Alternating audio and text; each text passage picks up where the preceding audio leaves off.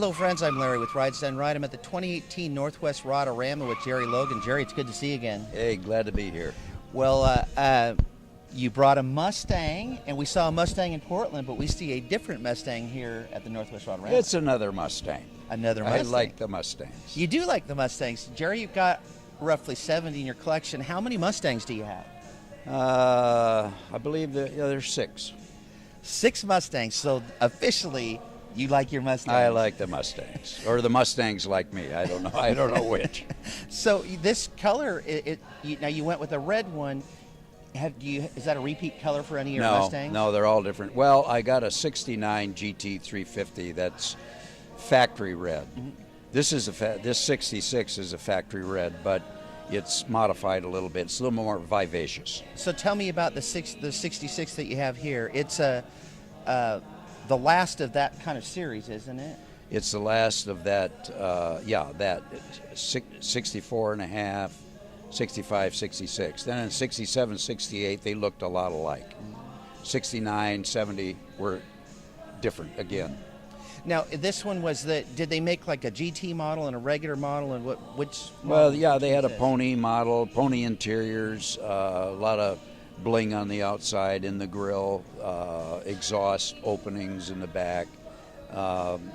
There's a difference between the GT and the regular Mustangs. Do you remember now you've been doing this a while, so let's take it back to what was your first Mustang that you brought into the collection? What year was it? Do you remember? That was in 1968.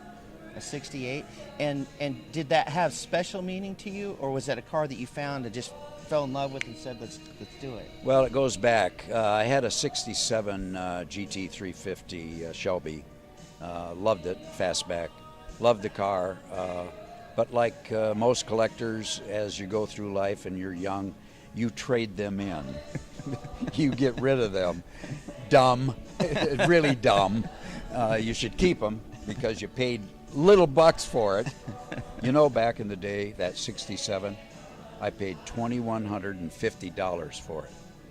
Jerry, you should have done all your collecting. $2,150 for a Shelby. Oh, no. Now, the 68 that we're talking about, that cost me $28,500.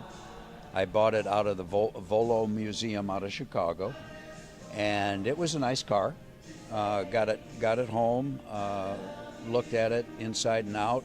Had been hit in the front, left, right rear. They did a good job in fixing it, but the floors were a little bad. Worked on the floors, and next thing you know, well, let's tub it. Well, let's lower it. Well, yeah. I was going to say, you don't leave anything alone. No, and then the color on that 68, I painted it almost Wimbledon white, which is the stock Ford Mustang color. But I painted it Cadillac Diamond Pearl white. Ooh, nice. Gorgeous. Nice.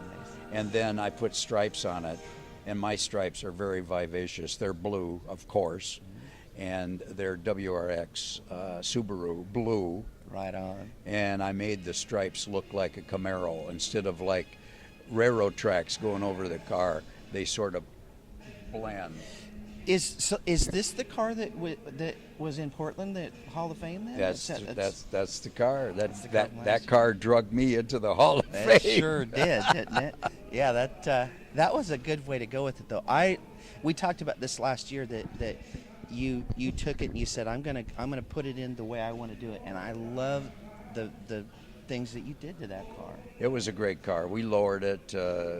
Dave Eckert built that car in Malala, Eckert's Rod and Custom. Did a great job. Took about a year and a half to build the car, but he is very good at suspension work. So lowering it, I wanted a certain stance. He nailed it.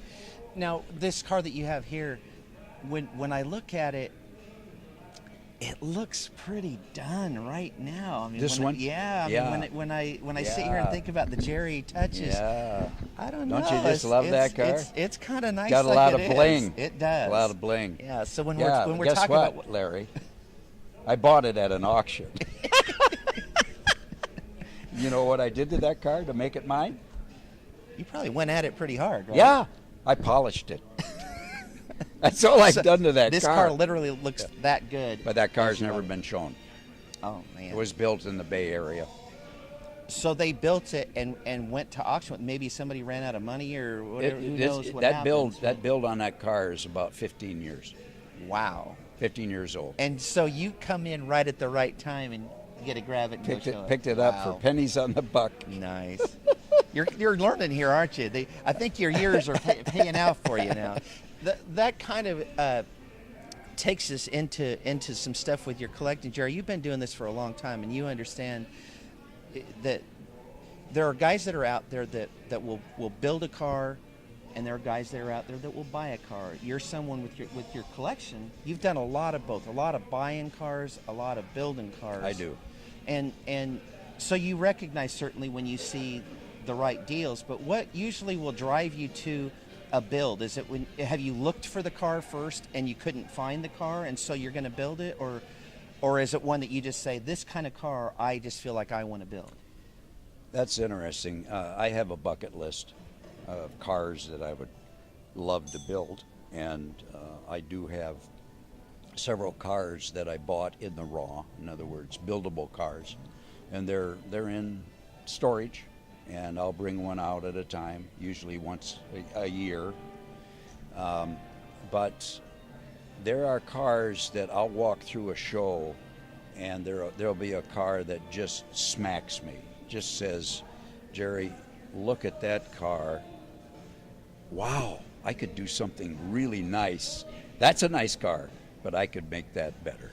With the 70 now too, you're probably looking at things that are diverse and that will fit into the collection really nicely. Is some of that when you find that car, is it the car itself, the colors? Does all of that play into the mix there, or if it's the right car, it's just? Well, I think everybody in the car industry has a color that they love. You know, a lot of blues out there, a lot of reds out there. Mine's yellow. Is it? Yeah, I love yellow. Do you know the numbers then on your cars? Now, when we're talking about 70, if you like yellow, how many yellow ones do you think you have? I would say I got a half a dozen yellow. Wow. Is that the color then that you have the most? Because I know you have a lot of red ones. Yeah, I got a lot of red. A lot of black. But the question again is what is the motivation? Yeah. I build cars for me. I don't build them for anybody else. It's something that I got in me that says I want to do this to this car.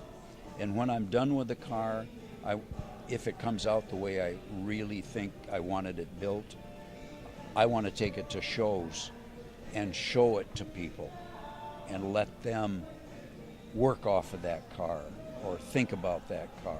Either the color, the stance, the wheels, the chop, the custom modifications, the engine compartment, whatever might trigger somebody, young or old, to say, I like that. I think I can do that too.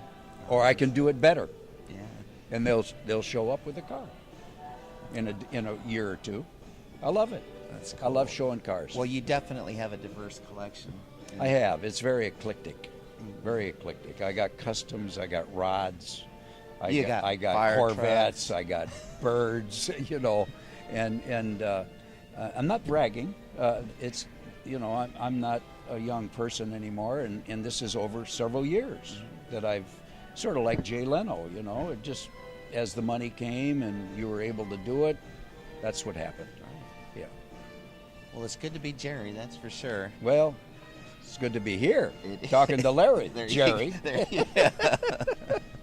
Well, we had a good time as usual, Jerry, and thank you so much for doing it with us. We'll see you guys next time. Yep, thanks.